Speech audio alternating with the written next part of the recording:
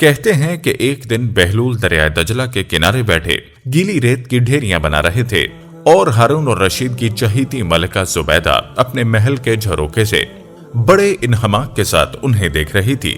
وہ مٹی کی ڈھیری بناتے اور پھر خود ہی اسے مسمار کر دیتے۔ ملکہ جھروکے سے اتر کر اپنی سہیلیوں کے ہمراہ دریا کنارے آ گئی اور پوچھا، کیا کر رہے ہو بہلول؟ بہلول نے ادائے بے نیازی سے کہا، جنت کے محل بنا رہا ہوں۔ ملکہ نے سوال کیا، اگر کوئی تم سے یہ محل خریدنا چاہے تو فروخت کرو گے؟ بہلول نے کہا، ہاں کیوں نہیں، میں بناتا بھی ہوں اور فروخت بھی کرتا ہوں۔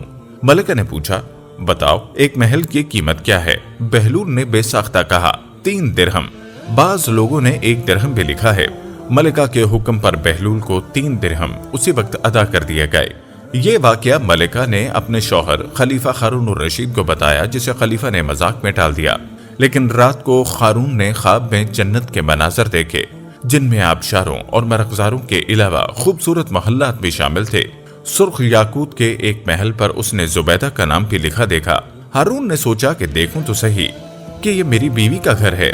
وہ محل میں داخل ہونے کے لیے جیسے ہی دروازے پر پہنچا، دربان نے اسے روک لیا۔ ہارون الرشید کہنے لگا، اس پر تو میری بیوی کا نام لکھا ہے، اس لیے مجھے اندر جانا ہے۔ دربان نے کہا، نہیں، یہاں کا دستور الگ ہے، جس کا نام ہوتا ہے صرف اسی کو اندر جانے کی اجازت ہے، لہٰذا آپ کو داخل ہونے کی اجازت نہیں۔ جب دربان نے ہارون کو پیچھے ہٹایا تو اس کی آنکھ کھل گئی، لیکن بیدار ہونے پر خیال آیا کہ اللہ تعالیٰ نے زبیدہ کے حق میں بہلول کی دعا قبول کر لی ہے۔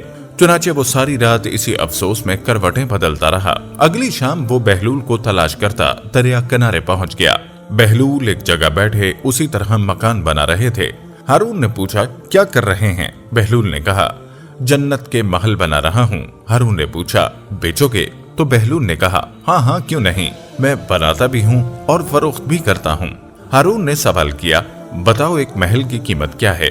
تو بہلول نے جواب دیا، تیری پوری سلطنت۔ ہارون الرشید نے کہا، اتنی قیمت تو میں نہیں دے سکتا، کل تو آپ 3 درہم کے بدلے دے رہے تھے اور آج پوری سلطنت مانگ رہے ہیں۔ بہلول دارا نے کہا، خلیفہ، کل بن دیکھے معاملہ تھا اور آج تم محل دیکھ کر آئے ہو۔ خلیفہ یہ سن کر مایوسی سے گھٹنوں کے بل بہلول دانا کے سامنے بیٹھ گیا اور کہنے لگا، حضرت آپ مجھ سے میری ساری سلطنت لے لیں لیکن مجھے ایک محل دے دیں۔ جب بہلول دانا نے خلیفہ کی عاجزی دیکھی تو کہا، میں تمہاری سلطنت کا کیا کروں گا؟